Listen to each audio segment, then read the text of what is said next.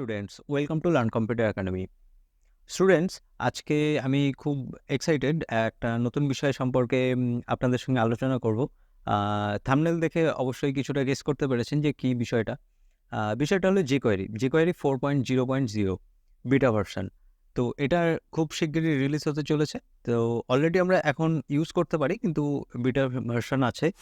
যদিও খুব তাড়াতাড়ি এটা মানে ইউজ করার মতন পর্যায়ে চলে আসবে jQuery 4.0। তো এতদিন আমরা কিন্তু 3.7.1 ইউজ করতাম। তো এখন প্রশ্ন হলো যে এক্সাইটেড হওয়ার কারণ কি? মানে এক্সাইটমেন্টের এত কারণ কি? jQuery একটা সিম্পল একটা লাইব্রেরি, এটা ব্যাকডেটেড, এরকম অনেকের মনে হয়ে থাকে। তো বিষয়টা হলো যে একটা ছোট্ট একটা ইনফরমেশন দিই আপনাদেরকে। আপনারা একটু সার্চ করে দেখবেন যে jQuery কিন্তু এখনো পর্যন্ত ওয়ার্ল্ড ওয়াইড 75% ওয়েবসাইটে ইউজ হচ্ছে। তো এইটা একটা ছোট একটা লাইব্রেরি জাভাস্ক্রিপ্টের, এমন কিন্তু নয়। এটার ইম্পর্টেন্স অনেক বেশি এবং এটার ইম্পর্টেন্স কিন্তু থাকবেও। এটা 2024 সাল। 2024 সালে এসে দাঁড়িয়ে আমরা যেখানে রিয়্যাক্ট, অ্যাঙ্গুলার, ভিউ, সলিড এই সমস্ত বিষয় নিয়ে যখন এই লাইব্রেরি বা এই ফ্রেমওয়ার্কগুলো নিয়ে আমরা ডিসকাস করছি, কাজ করছি, এত হাইপ হয়ে রয়েছে মার্কেটে, তা সত্ত্বেও আমরা jQuery নিয়ে এখনও কেন পড়ে আছি? অনেকের এটা মনে হতে পারে। কিন্তু এই যে jQueryর যে গুরুত্ব বা যে ইম্পর্টেন্স, সেটা হয়তো আজকে যারা ডেভেলপমেন্ট করছেন বা আজকে যারা ওয়েব ডিজাইন এই কাজের সঙ্গে যুক্ত আছেন, তাদের আজকে এটা আ মানে বুঝতে একটু অসুবিধা হবে, রিলেট করতে একটু প্রবলেম হবে যে jQuery কত বড় একটা প্রবলেম আমাদেরকে সলভ করেছিল। যখন একটা সময় ছিল যে সিম্পল কিছু কাজ করার জন্য ওয়েবসাইট ডিজাইনের বা ডেভেলপমেন্টের ছোট, ছোট কিছু এফেক্টস আনার জন্য আমাদের কিন্তু প্রচুর হেডেক নিতে হতো। যেমন আমি যদি একটা সিম্পল কোনো কিছু ফেড ইন, ফেড আউট, এই যে একটা এফেক্ট, সেটাকেই যদি আনতে চাইতাম, তো CSS লিখে, জাভাস্ক্রিপ্ট লিখে, বিভিন্ন ব্রাউজারের উপরে যে সাপোর্ট যেগুলো যেমন হয়তো দেখেছেন যে ওয়েবকিট, তারপরে মোজ, তারপরে অপেরা মিনির জন্য আলাদা কোনো কিছু। তো ব্রাউজারের সাপোর্টের ব্যাপারটা কিন্তু খুব হেডেকের ছিল। তো সেই জিনিসটা যখন jQuery এলো, খুব সহজ করে দিল।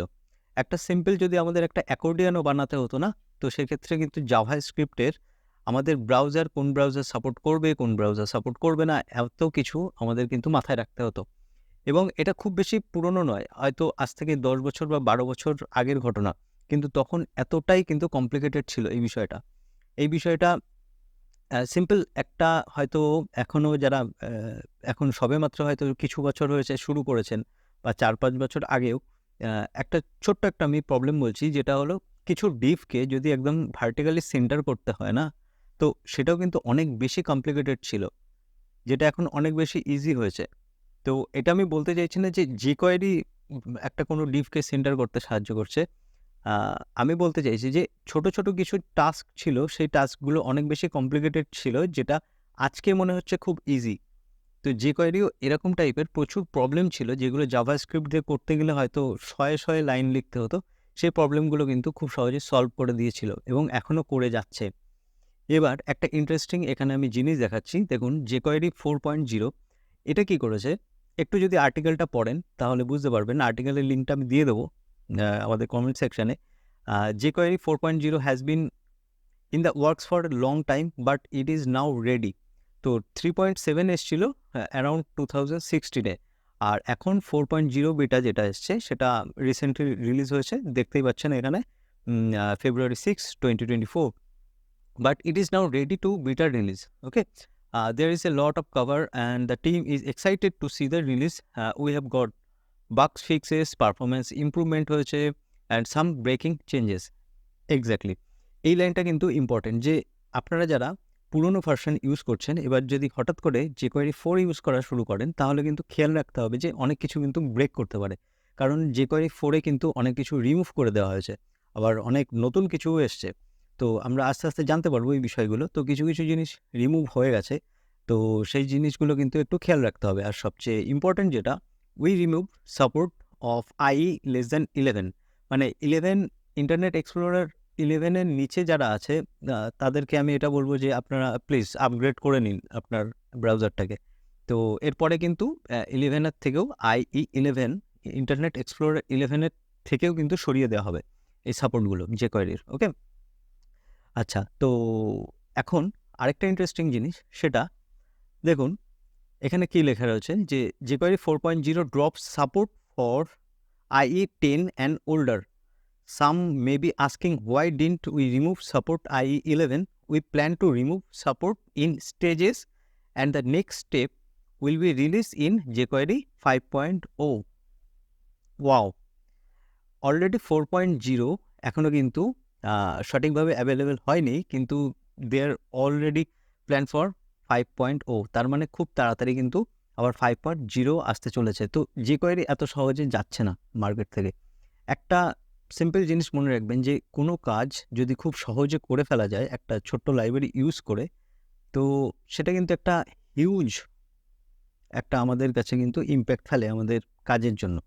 আপনি জাস্ট ইমাজিন করুন, আপনার কাছে যদি রিয়াক্ট না থাকতো বা অন্যান্য সলিড জেএস বা অ্যাঙ্গুলার এগুলো না থাকতো, আর আপনাকে একটা এগুলো বাদ দিয়ে একটা অ্যাপ্লিকেশান তৈরি করতে হতো ফেসবুকের মতো বা ইনস্টাগ্রামের মতো, জাস্ট ইমাজিন করুন যে কতটা ব্যাপারটা কঠিন হতো শুধুমাত্র জাভাস্ক্রিপ্ট ইউজ করে। একটা যারা জাভাস্ক্রিপ্ট করেছেন তারা জানেন যে একটা ছোট প্রোগ্রামকে রান করাতে গেলে কত লাইনের কোড লিখতে হয়। একটা সিম্পল এলিমেন্টকে সিলেক্ট করতে গেলে, তার ভিতরে টেক্সট লিখতে গেলে, বা সেটাকে রিমুভ করতে গেলে, বা অ্যাড করতে গেলে, বা কোনো অ্যানিমেশন আনতে গেলে প্রচুর কিন্তু হেডেকের কাজ আছে। আমি একটা ছোট্ট এক্সাম্পল দিতে চাইছি, যে সিম্পল আপনি দেখবেন যে jQuery-তে যে শো হাইড বা স্লাইড ইন স্লাইড আপ অথবা ফেড ইন ফেড আউট, এই যে এফেক্টগুলো আছে, যে মেথডগুলো আছে, সেই মেথডগুলো কীভাবে কাজ করে বা অ্যাকচুয়ালি এর পিছনে মানে বিহাইন্ড দ্য সিন কী চলে কোডটা, সেটাকে যদি আপনি জাভাস্ক্রিপ্ট দিয়ে তৈরি করতে চান, তাহলে দেখবেন যে কতটা হেডেকের ব্যাপার এই জিনিসটা। একবার ট্রাই করে দেখবেন, কখনো ইন্সপেক্ট করে দেখবেন যে কীভাবে কাজ করে এটা, তাহলে বুঝতে পারবেন যে jQuery কীভাবে আমাদেরকে সাহায্য করছে। এবার কিছু কিছু দেখুন, ডেপ্রিকেটেড কিছু মেথড কিন্তু বাদ গেছে, ওকে, রিমুভ হয়ে গেছে অলরেডি।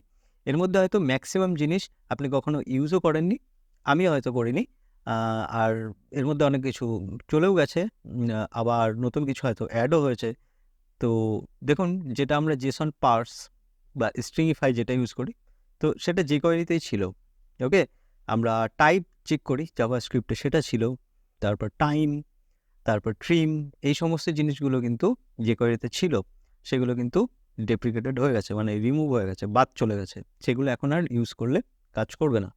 তো এই আর্টিকেলটা পড়ার জন্য আপনাদের অনুরোধ থাকলো, পড়ে দেখবেন, অনেক কিছু জানতে পারবেন। আর এর মধ্যে হয়তো ম্যাক্সিমাম জিনিস আমরা জানিও না, একটা ছোট লাইব্রেরি ভাবি, কিন্তু অনেক কমপ্লিকেটেড জিনিস এর মধ্যে আছে। আপনি যদি 4.0 ইউজ করতে চান, তাহলে এই লিঙ্ক থেকে আপনি ইউজ করতে পারবেন মিনিফাইড ভার্সন। আর এটা বাদ দেওয়ার কারণে আরেকটা যেটা ইন্টারেস্টিং জিনিস হয়েছে, যে এটা যেহেতু IE ভার্সন থেকে বা ওল্ডার ভার্সন 11-এর থেকে এটা রিমুভ হয়ে গেছে, তো এখন কি হয়েছে, এটা কিন্তু অনেক ছোট হয়ে গেছে, ঠিক আছে, সাইজ অনেক কমে গেছে। তো এটা অনেক বেশি ফাস্ট হয়ে গেছে jQuery আগের তুলনায়। আর এটা সাইজ যদি দেখতে চান, আমি একটা এখানে আর্টিকেল বা একটা ডেটা আমি রেখেছি, তো এখানে গিয়ে চেক করে দেখতে পারবেন যে এটা প্রথমে মিনিফাইড হয়েছে, তো মিনিফাইড হওয়ার পরে gzipped হয়েছে, তারপরে মিনিফাইড প্লাস gzip হয়েছে। তো এটা ফাইলটাকে কতটা বেশি ছোট করে দিয়েছে, এখান থেকে এসে চেক করে দেখতে পারবেন। তো gzip ফাইল মিনিফাইড ভার্সনের থেকে কিন্তু আরও বেশি ফাস্ট কাজ করে। তো স্টাডি করে নেবেন যে মিনিফাইড ফাইল কী হয় বা gzipped জিনিসটা কী। এবার আমি আরেকটা জিনিস দেখাতে চাইছি, আপনি জাস্ট ইমাজিন করুন একটা অ্যাকর্ডিয়ান বা ড্র্যাগ অ্যান্ড ড্রপ যদি একটা ফাংশনালিটি বানাতে হয় উইদাউট রিয়াক্ট বা অন্যান্য লাইব্রেরি বা ফ্রেমওয়ার্ক ছাড়া, তাহলে দেখবেন যে কতটা ডিফিকাল্ট এই জিনিসটা। তো আমি jQuery UI যেটা আছে সেটাকে আমি দেখাচ্ছি। তো এখানে একটা সিম্পল ড্র্যাগ অ্যান্ড ড্রপের যে ব্যাপারটা আছে, সেটা সিম্পল একটা লিঙ্ক আপনাকে জাস্ট অ্যাটাচ করতে হচ্ছে ফাইলে, আপনি এই ফাংশনালিটি পেয়ে যাচ্ছেন, তাই না? একটা ড্র্যাগ অ্যান্ড ড্রপ যদি আপনাকে করতে হয়, তাহলে আপনাকে জাভাস্ক্রিপ্টে কত বেশি কোড লিখতে হবে ইমাজিন করুন। আর এই কাজটা কত সহজে এখানে হয়ে যাচ্ছে। এছাড়াও তো অনেক বেশি এখানে ফিচার দেওয়া রয়েছে, ওকে। তো জাভাস্ক্রিপ্টে যখন দেখেছিলাম যে একটা অ্যাকর্ডিয়ন বানাতে গেলে জাভাস্ক্রিপ্টে মিনিমাম হয়তো 100 লাইন লেখার প্রয়োজন, সেখানে সামান্য একটা লিঙ্ক কানেক্ট করেই এত সুন্দর একটা আমরা এফেক্ট পেয়ে যাচ্ছি। তো এটা আমি এখনো বুঝতে পারি না যে কারোর কেন মনে হয় যে jQuery একটা ব্যাকডেটেড একটা লাইব্রেরি বা jQuery একটা ওল্ড জিনিস, এটার প্রয়োজন নেই, এখন রিঅ্যাক্ট এসছে। দেখুন, যখন jQuery এসেছিল তখন কিন্তু এই জিনিসটা অনেক হেল্প করেছে আমাদেরকে ওয়েব ডেভেলপমেন্টে। এখন যেটা আমাদের মনে হচ্ছে রিঅ্যাক্ট বোধহয় অনেক কিছু আমাদেরকে এগিয়ে নিয়ে চলেছে বা অনেক বেশি হেল্প করছে, অনেক ফাস্ট আমরা ওয়েব বানাতে পারছি। একটা দিন এরকম আসবে যে সময় আমাদেরকে আমাদেরই মনে হবে যে রিঅ্যাক্ট তো ব্যাকডেটেড হয়ে গেছে, বা রিঅ্যাক্টটা এখন কে ইউজ করে, এখন তো এসব চলেও না। কিন্তু একটা জিনিস খেয়াল করুন যে যারা এই জিনিসটা একটু ফিল করার বিষয় আছে, যারা একসময় অনেক বেশি প্রবলেম ফেস করেছে কোনো একটা ইউআই বা ইউএক্স তৈরি করার জন্য, একটা ফাংশনালিটি কে ইমপ্লিমেন্ট করার জন্য একটা অ্যাপে বা ওয়েবসাইটে, তো সেই প্রবলেমটা থেকে বেরিয়ে আসার জন্য jQuery তৈরি হয়েছিল, সেই প্রবলেমটা অনেক সুন্দরভাবে হ্যান্ডেল করেছে। এবং jQuery যারা ডেভেলপমেন্ট করে যাচ্ছে তারা যদি মনে করতো যে এটার আর প্রয়োজন নেই, এটাকে বন্ধ করে দেওয়া উচিত, তো তারা কিন্তু এই আপডেটটা নিয়ে আসতো না। অলরেডি দেখতে পাচ্ছেন যে 4.0 বিটা ভার্সনে আছে, কিন্তু দে আর অলরেডি প্ল্যানিং ফর 5.0। ওকে, তার মানে এটা কিন্তু এত সহজে যাচ্ছে না। আর ছোট একটা কাজের জন্য, ছোট একটা ফিচারের জন্য আপনার যদি এক লাইনের একটা jQuery দিয়ে হয়ে যায়, সেটার জন্য কে রিঅ্যাক্ট ইউজ করবে, তাই না? ছোট ছোট কিছু ফাংশনালিটির জন্য তো প্রয়োজন হতেই পারে। একটা কিন্তু আমরা স্লাইডার বানাতেই পারি jQuery দিয়ে, একটা অ্যাকর্ডিয়ন তৈরি করতে পারি, একটা পপ আপ বানাতে পারি, যেটা আমার 2-1 লাইন লিখলেই কাজ মিটে যাচ্ছে। আমরা যদি এরকম তৈরি করি যে মেনুতে অ্যাক্টিভ ক্লাস, ডিঅ্যাক্টিভেট ক্লাস, এটাকে যদি অ্যাড করতে চাই, এরকম কোনো একটা ফিচার, তো 2-1 লাইনের ব্যাপার jQuery। আশা করি বোঝাতে পারছি যে jQuery 4.0 আসার পরে কি কি আমাদের আরও বেশি সুবিধা হবে।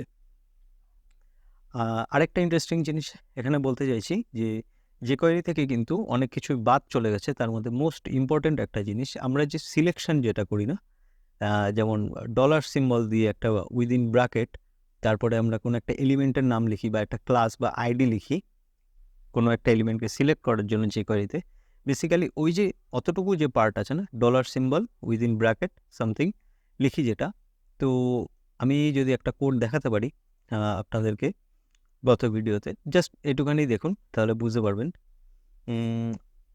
যেমন এটাই মনে করুন, অথবা আমরা এরকম অনেক কিছুই বানিয়েছি। সাপোজ আমরা যে এই যে সিলেকশনটা করছি,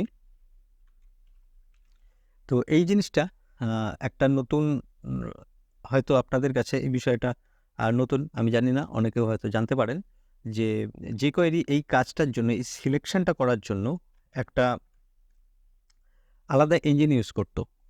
ওকে, মানে আলাদা কোড ইউজ করতো, সিজেল সিলেক্টর ইঞ্জিন। এটা হলো এক্সট্রা একটা কোড ছিল, মানে একটা কোড বেস ছিল, যে কোড বেসটা, এটাও একটা লাইব্রেরি, আপনি এটাকে ইউজ করতে পারেন আলাদাভাবে সিলিএন ইউজ করে। তো সেই ইঞ্জিনটাও কিন্তু বাদ দিয়ে দিয়েছে এখন। ওকে, তো সেটাকে সরিয়ে দিয়ে নিজেদের মতো করে ইমপ্লিমেন্ট করেছে শুধুমাত্র পারফরমেন্স বেটার করার জন্য, ফাইলের সাইজ কমানোর জন্য। ওকে, তো ফাইলের সাইজ কমিয়ে কি আমাদের লাভ হয় সেটা সম্পর্কে যদি একটু স্টাডি করেন তাহলে বুঝতে পারবেন যে -867 জিপ্ট বাইটস এটা যখন কমে এসছে, তার মানে এটা কত বেশি ফাস্ট হয়ে গেছে এই লাইব্রেরিটা।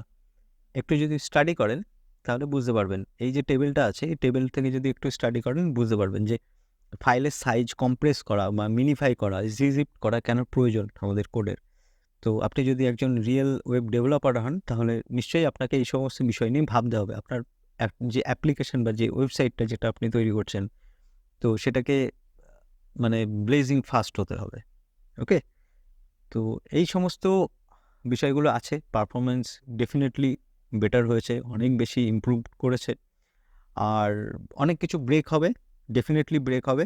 তো পুরনো যে ওয়েবসাইটগুলো অলরেডি করা রয়েছে, তো সেইগুলো ডেফিনেটলি ওভারনাইট তো চেঞ্জ করা সম্ভব নয়, কারণ একটা সফটওয়্যার চলছে এতদিন ধরে একটা ওয়েবসাইটে।